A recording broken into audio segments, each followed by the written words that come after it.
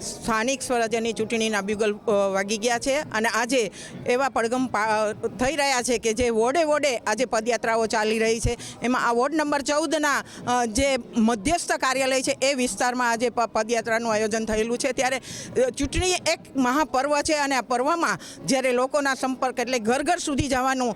જે નેમ છે કે દરેક વ્યક્તિને મળીને પોતાના કાર્યો પોતાની ઈચ્છાઓ પૂરી કરવા માટે થઈને પદયાત્રા કરવામાં આવે છે। અને જ્યારે સ્થાનિક સ્વરાજ્યની ચૂંટણી એક એવી છે કે જેમાં સ્થાનિકોના જે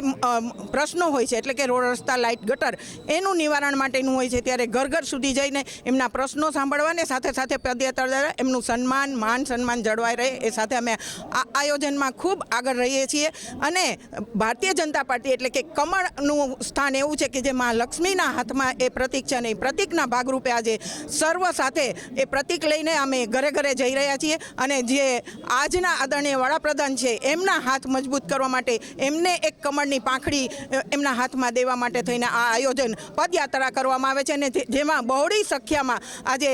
ઉમેદવારોની સાથે અમારા ચારેય ઉમેદવાર છે, જેમાં કેતનભાઈ પટેલ, હિરેનભાઈ ખીમાણિયા, અરુણાબેન આડેસરા અને ચંદાબેન વાળા, આ ચારેય ઉમેદવારોને સાથ સહકાર ખૂબ બોડી સંખ્યામાં મળી રહ્યો છે। અને દરેક ઘરના લોકો એમને આવકારી મોઢા મીઠા કરાવી શરબત આતે પાઈ અને એમને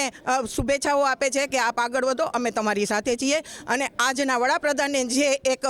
દેશને સુરક્ષિત રાખ્યો છે એ રીતથી જોઈએ કે છેવાડાના માનવી સુધીના પ્રશ્નો હલ કર્યા છે, યોજનાઓ આપી છે, અનેકવિધ